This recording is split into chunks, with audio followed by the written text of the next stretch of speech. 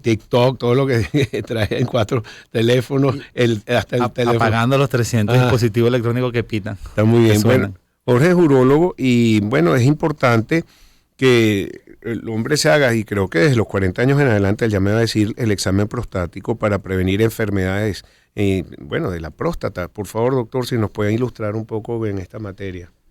Bueno, sí, Pedro, siempre muy acertado en tu comentario. Fíjate que la edad de inicio es un poquito controversial porque la edad del cáncer de próstata tiene mucha relación con las razas.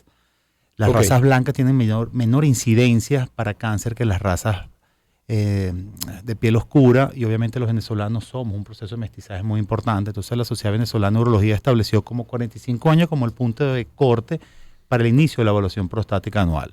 Obviamente aquellos pacientes que tengan antecedentes familiares con cáncer de próstata. El cáncer no tiene mucha correlación con otros cánceres. Es decir, si tuve un familiar con cáncer de colon, eso no quiere decir que yo tengo más riesgo con cáncer de próstata. Cáncer de próstata está relacionado con aquellas personas que hayan tenido familiares, es decir, papá, hermanos de la mamá, abuelos, hermanos, con cáncer de próstata, y hay cierta conexión con el cáncer de mama. Pero principalmente son antecedentes para cáncer de próstata. Así que 45 años sería, digamos, la edad inicial, la edad ideal para iniciar la evaluación. La evaluación sigue siendo primero el examen de sangre para ver cómo está, y segundo siempre es el manual. Ya hay otras nuevas formas de hacer. Lamentablemente veo esa sonrisa nerviosa evocada. Esa que ves todos los días, esa que tú ves a los pacientes afuera de tu consultorio esperando ese momento. Correcto. Tú sabes que a mí me da mucha risa, y antes de responder a tu pregunta, cuando muchas personas me presentan, mis amigos me presentan con otras personas, y me dicen, mira, conoce a Jorge, él es urólogo. A mí me encanta ver la expresión de la gente, sobre todo cuando ya están en edad que les toca. Algunos tienen esa sonrisa ligera de que van y no les importa, que ellos tienen esa sonrisa nerviosa, que no quieren tocar mucho el tema y se distraen.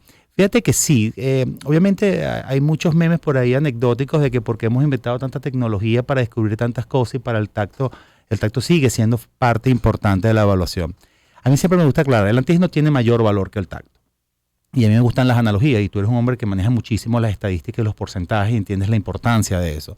El antígeno porcentualmente tiene mayor capacidad de hacer diagnóstico que el tacto, pero yo le doy a mis pacientes un ejemplo muy sencillo. Imagínense que ustedes están en su casa y ustedes quieren prevenir que los roben, y por la ventana adelante ustedes ven el 55% del terreno de su casa, y por la ventana de atrás ven el 35% de su casa. Si no, obviamente uno se asoma primero por la de adelante porque tienes más porcentaje de seguridad, pero si te asomas por las dos tienes un 90% de seguridad que no entra.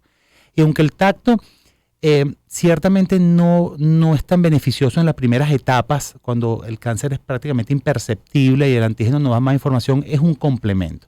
Y para una enfermedad que definitivamente es contra el cáncer, contra una patología que compromete muchísimo, es la enfermedad que más mata a hombres desde el punto de vista oncológico, yo creo que tratar de tener un porcentaje del 90% de seguridad es mejor que un 55% o un 60%. Mira, una pregunta, pensando que la próstata es como una naranja, ¿qué es lo que siente el doctor ahí? Que si está suave, si está dura, y tiene que palparla completamente. Es correcto. Una próstata normal debe pesar como 20 gramos. Para que tengan una idea, es más o menos como el tamaño de una ciruela de huesitos, para aquellos que dominamos y conocemos bien las frutas típicas de Venezuela. Es como una ciruela más o menos. Pero es pequeña. Es pequeña, tiene aproximadamente unos 2 centímetros. Pero tiene capacidad de expandirse. Ella va a crecer con la edad. El tamaño normal de una próstata no debería superar los 20 gramos. Con la edad pasamos por un proceso que se llama hiperplasia prostática, que es muy mal definida como inflamación, porque la inflamación es un proceso transitorio.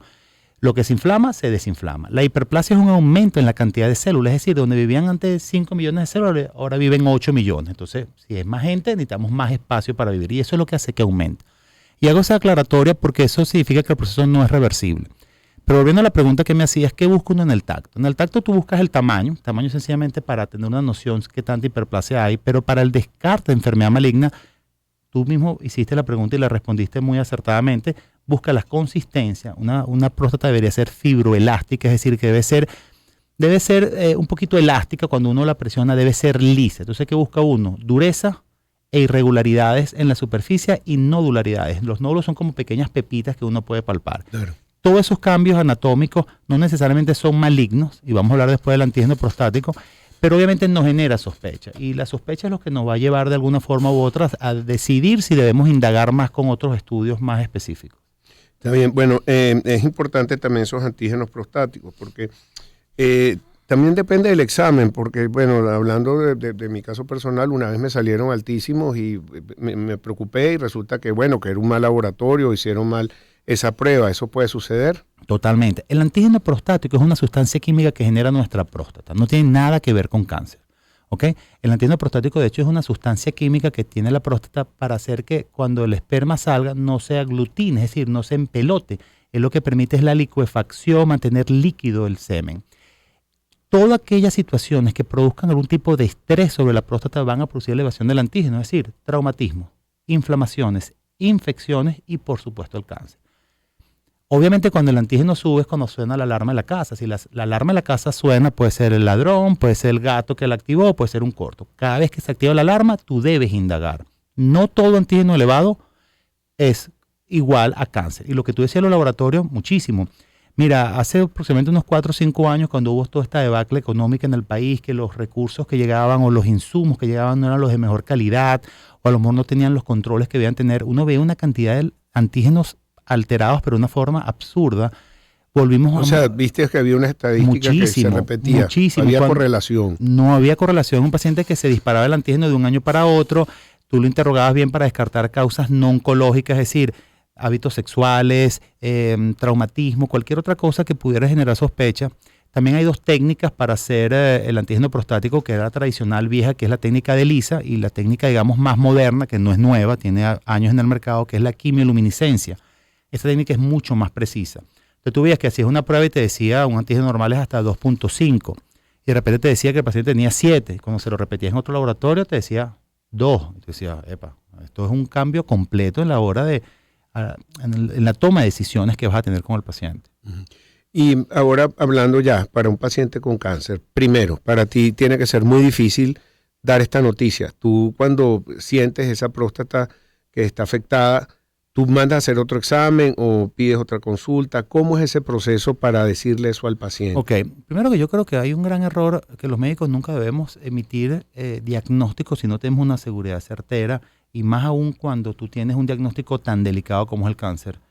Porque obviamente nosotros los seres humanos hemos asociado siempre al cáncer con muerte, y eso no es realmente así. Hoy en día la tasa de pacientes que han pasado por este tipo de patologías y que están libres de enfermedad es muy, muy alta, y lo importante es la detección temprana. La tecnología cada vez no lleva más a hacer diagnósticos tempranos. Por ejemplo, el cáncer de riñón, que antes solo se diagnosticaba cuando el paciente orinaba con sangre o tenía mucho dolor. Ahorita cantidad de ecos que nos permiten diagnosticar cánceres en estadios muy pequeños que son asintomáticos y lo curan. Tengo un paciente que tú tienes una sospecha, tú le dices, bueno, yo creo que la medicina sin humanidad no tiene sentido. O sea, los médicos tenemos que, aparte de ser técnicos, debemos ser humanos en nuestro diario ejercicio, debemos apoyar al paciente no solo desde el punto de vista de asesoría médica, sino de apoyo humano y psicológico. Entonces, bueno, uno le dice, mira, que hay algo sospechoso, vamos a hacer una biopsia. Realmente el estudio que permite hacer un diagnóstico preciso, Pedro, y que es exacto, es el microscopio. Porque el microscopio es el que va a ver la célula, y si la célula es maligna, es maligna. Entonces, obviamente, una vez que uno tiene ya el diagnóstico, ahí viene ya la parte más difícil. Yo tengo la suerte que yo soy muy, digamos, a lo mejor soy muy meticuloso, fastidioso con el diagnóstico temprano, y muchos de los pacientes que yo diagnostico, por lo general los diagnostico todavía en estadios en que la enfermedad es curable. Entonces, claro, no es lo mismo decirle a un paciente, tienes una enfermedad que no es curable, decirle al paciente, te puedes curar de este cáncer. Oye, eso está bien. Ahora, ¿qué metodología se está usando aquí en el país? Porque sé que hay algunos robots que curan el Da Vinci y otros, pero también hay una nueva tecnología que no sé si ha llegado al país. ¿Qué se está haciendo? Cada vez nos estamos volviendo otra vez. Venezuela fue un país que siempre estuvo muy, muy a la vanguardia en la tecnología. Lamentablemente tuvimos un proceso de recesión bien importante donde dejó de adquirirse estos equipos, porque lamentablemente los equipos en medicina son muy costosos. Actualmente Caracas tiene varios robots. El único que, digamos, está bajo la licencia de Intuitive, que es la empresa que maneja el Da Vinci, es el de Clínicas Caracas. Además, que algo bien interesante de ese robot es que ese robot está conectado online constantemente, y cualquier fallo que hace el software lo va comunicando directamente a la empresa, y ellos hacen actualizaciones y cualquier ajuste que deben hacer. Un robot te puede costar, el precio básico está entre 2.5 a 3 millones de dólares, para que tengan una idea del costo. Varias cosas que quiero comentar previo al robot para hacer el diagnóstico de próstata. El diagnóstico de biopsia, la biopsia prostática se hace normalmente por una punción que se hace a la glándula. Hoy en día existen técnicas más modernas, que es lo que se llama biopsia por fusión. Ya el Hospital de Clínicas Caracas lo tiene, el Centro Docente de la Trinidad también lo tiene, que es lo que se llama Focalix, que es una empresa que trajo el software para Venezuela. Y la ventaja de la biopsia por fusión es que antes uno tenía una sospecha que podía haber algo malo y uno hacía un disparo aleatorio a toda la glándula, tratando de tener un muestreo que fuera representativo de toda la superficie.